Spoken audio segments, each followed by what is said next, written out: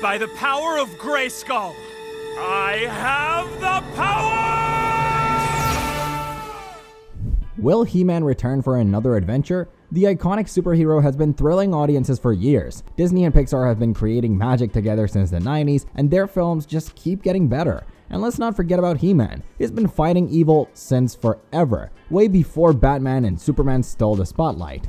Prince Adam, just an ordinary guy until he says those magical words, by the power of Grayskull, and transforms into the mighty He-Man. Fans have been loving every second of the first 3 seasons, and rumors are swirling about what's next. Can't wait to find out? Well, good news! The producers have hinted at more He-Man goodness coming our way. Since the 80s, He-Man has been saving the day, and now with the success of He-Man and the Masters of the Universe, Season 4 seems more likely than ever. It's a clash of tech and magic in the new chapter of Masters of the Universe, Revolution.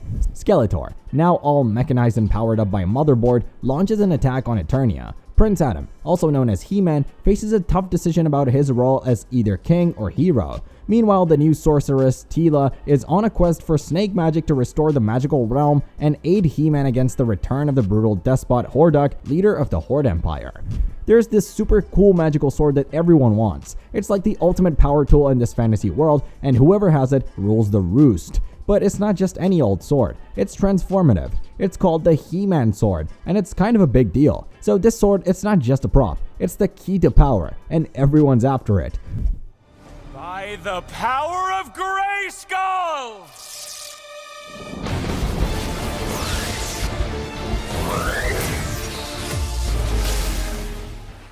But there's more to this story than just a shiny blade. It's about the struggle for power, the ones who try to take it, and those who have to protect it. Let's talk a bit about the history of He-Man and the Masters of the Universe. So the Snake Mountain is a mysterious place where secrets hide, but Prince Adam has got a secret of his own. He carries this super special sword, the Sword of Power. And now He-Man isn't alone in his adventures. He's got some backup. There's the Royal Man-at-Arms and his daughter Teela. Together, they're like a dream team, fighting to protect Castle Grayskull, a super important fortress that holds all sorts of amazing powers. So, where does all this come from? Well, it all started with a company called Mattel. They're the folks behind some pretty famous toys like Barbie and Hot Wheels. Back in the day, they even sponsored a cartoon about their Hot Wheels cars. But not everyone was thrilled about companies using TV shows to sell toys to kids. Some people thought it wasn't fair, while others worried that kids couldn't tell the difference between the show and the ads. Fast forward to the 80s, and things started to change. With a new chairman at the FCC, the rules around kids' TV got a bit more relaxed. Suddenly, cartoons were being made just to sell toys, and everyone was talking about it. And then there's Kenner, who hit the jackpot by licensing a TV show for their action figures. It was a game changer, proving that toys could still sell even after the show was off the air. If a show wasn't on TV, nobody really thought about it, and that's why when Lucasfilm, the studio behind Star Wars, approached Mattel about making action figures for the movie, Mattel said no thanks. They just couldn't wrap their heads around how popular Star Wars would become. Meanwhile, another toy company, Kenner, took a chance on Star Wars action figures and hit the jackpot. Suddenly, everyone wanted tiny plastic versions of their favorite characters and spaceships, so Mattel had to hustle to catch up. They started looking for their own big idea, something that would really stand out. Mark Ellis, Mattel's marketing director, did a ton of research to figure out what kids were into. Turns out, they were all about space stuff, army gear, and fantasy adventures. That's when Roger Sweet, one of Mattel's designers, had a light bulb moment. He imagined a super strong hero with muscles for days, inspired by his love for fantasy art and stories. He called him He-Man, and the rest is history.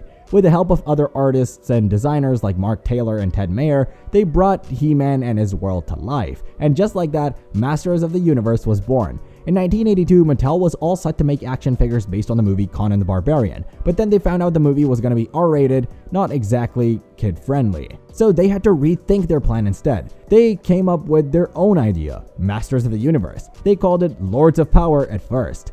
A. Paul Cleveland, an engineer, figured out how big the action figures should be, about 5.5 inches, and Mark Ellis, the marketing guy, had a genius idea. They'd include mini comic books with the toys to tell the story of He-Man. These comics introduced us to Eternia, a wild land torn apart by war. We meet He-Man, the sorceress, and of course, the bad guy Skeletor. He's after the power sword to take over Castle Grayskull, but He-Man and his crew are ready to fight back. The comics were a hit, but Mattel wanted to spread the word even further.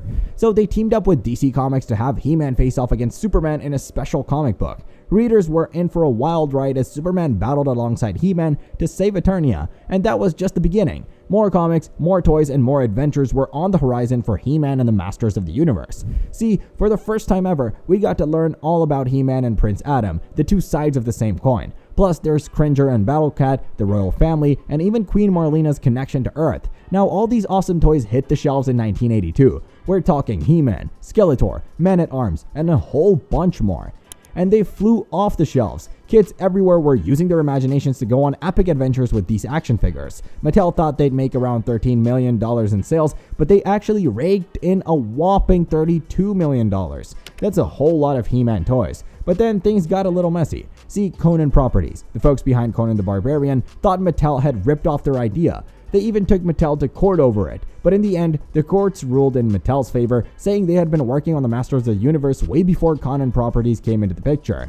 And remember those cool He-Man cups at Burger King? They were a hit with kids, and you could collect them all with your meal. It was a pretty sweet deal. So, despite a few bumps along the way, He-Man and the Masters of the Universe became a massive hit, bringing joy and excitement to kids everywhere. So, when it came to making a cartoon about He-Man, there were a few things to consider. See, not all kids can read comic books, so Mattel wanted something everyone could enjoy. Mark Ellis, the marketing guy, suggested making a cartoon instead, but there were rules about what could be shown on TV, especially when it came to violence. So He-Man couldn't be too violent with his sword. But luckily, thanks to some changes in TV rules, Mattel didn't have to worry about advertising their toys during the show. And after trying and failing to team up with Hanna-Barbera, they found a partner in Filmation, a company that was excited about the idea of making a He-Man cartoon.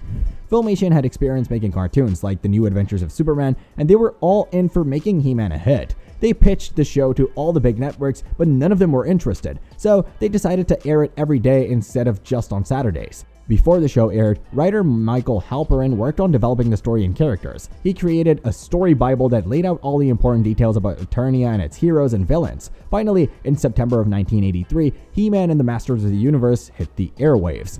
It was a huge success, airing in over 30 countries and becoming one of the most popular shows for kids. And even though it didn't get renewed for a third season, it left a lasting impact on kids' TV and toy sales for years to come. So, the show got some good feedback from critics. On Rotten Tomatoes, about 83% of critics liked it, based on 6 reviews. The average rating was 6.8 out of 10 from 5 critic reviews. Joel Keller from Decider.com gave it a thumbs up, saying it might not have the same nostalgic feel as the old version, but it makes up for it with cool dialogue, great CGI, and a fresh storyline for the world of Eternia. So, are you a He-Man fan? If yes, what are your theories about the new movie? Share your thoughts with us. Also, don't forget to hit the like and subscribe button. Until next time, see you all.